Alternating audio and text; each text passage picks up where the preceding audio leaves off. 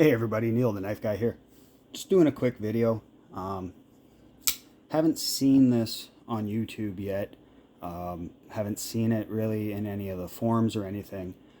There's something going on inside the Spyderco Kapara besides the CQI update to the pivot that I'm sort of wanting to put on camera.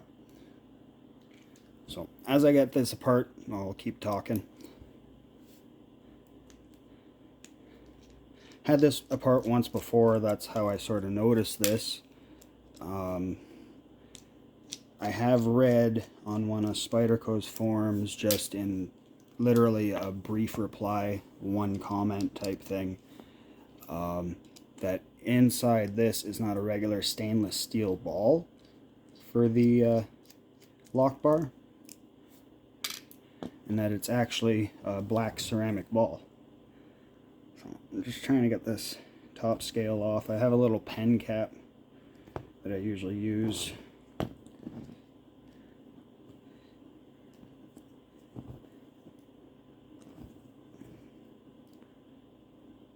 Just wiggle, wiggle, wiggle.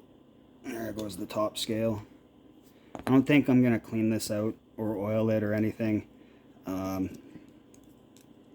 Haven't really used this too much because I'm still carrying my Indela, trying to do a review on that guy. Where is that thing? This guy right here. So this back piece is almost off. I'm going to go around to the front and play with the lock bar a little bit. And this is pretty soft enough plastic that you could start prying on this thing, and all you're going to do is bend this. You're not going to really do anything to this. You can't get enough leverage to sort of do any harm to the actual steel liner. So pivot parts popped off, and I seen in a few videos, oh there we go, that it's actually this standoff, I guess, that's usually the hardest to get off. So now that's that off, we'll pay attention to where my washers go. Just going to put that one down against the blade and see if I could get a good shot of this. So right up there you can see a little black ball, and if I'm not mistaken, that is not a steel ball bearing. So I'm pretty sure, if I'm not mistaken, that that is a ceramic ball, which when I first seen just blew me away. I mean, Spyderco seems to be one of those companies that, and it's well documented nowadays, that doesn't really tell you if they're making something better. They'll tell you if something's not up to par, but they won't tell you if they made something better. In my opinion, this little black ceramic ball here gives a lot of smoothness to the closing of this knife and opening of this knife. I'll take this off really quick here. You can see the track for the detent, and it's my understanding once ceramic wears into steel a certain distance, the wear is reduced greatly just by the amount of contact area that that little ball has on the steel.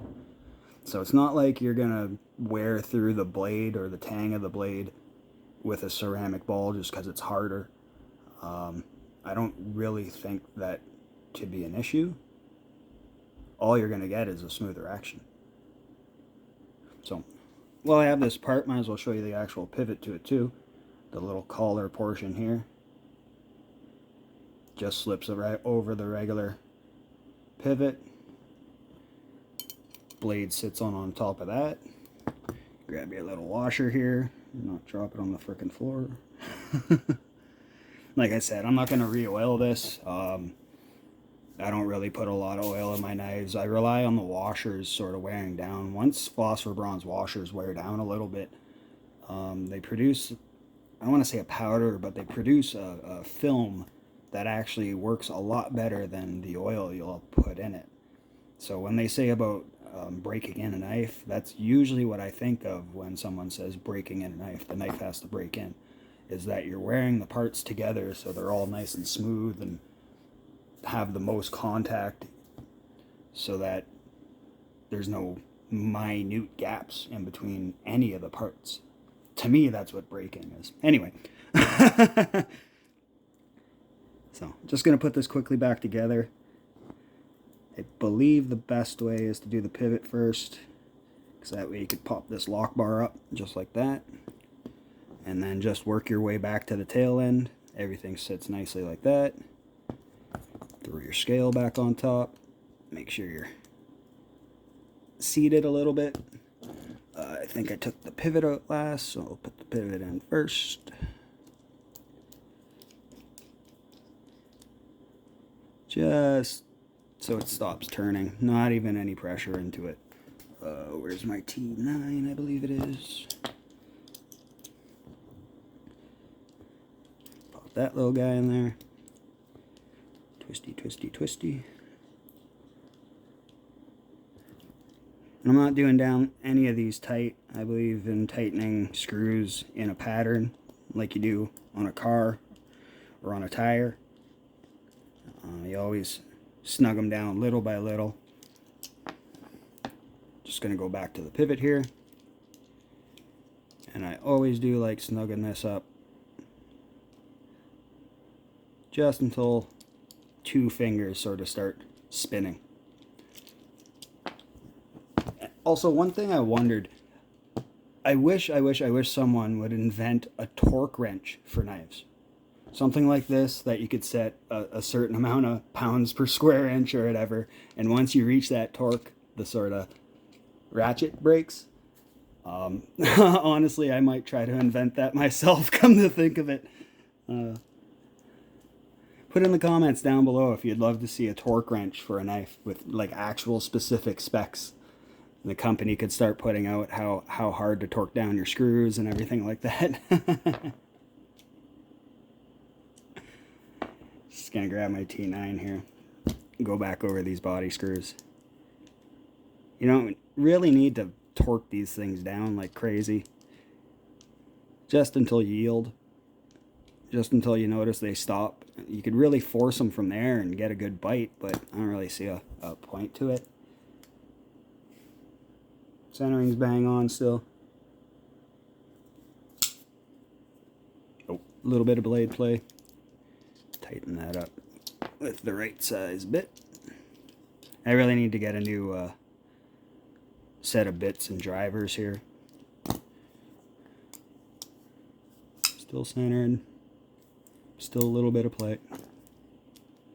Find it's easier just doing little by little than cranking it down way too tight. No play there.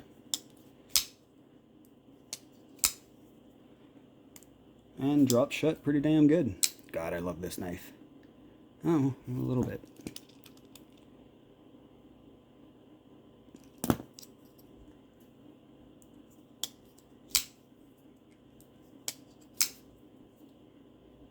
No play, so I'll back it off a tiny bit.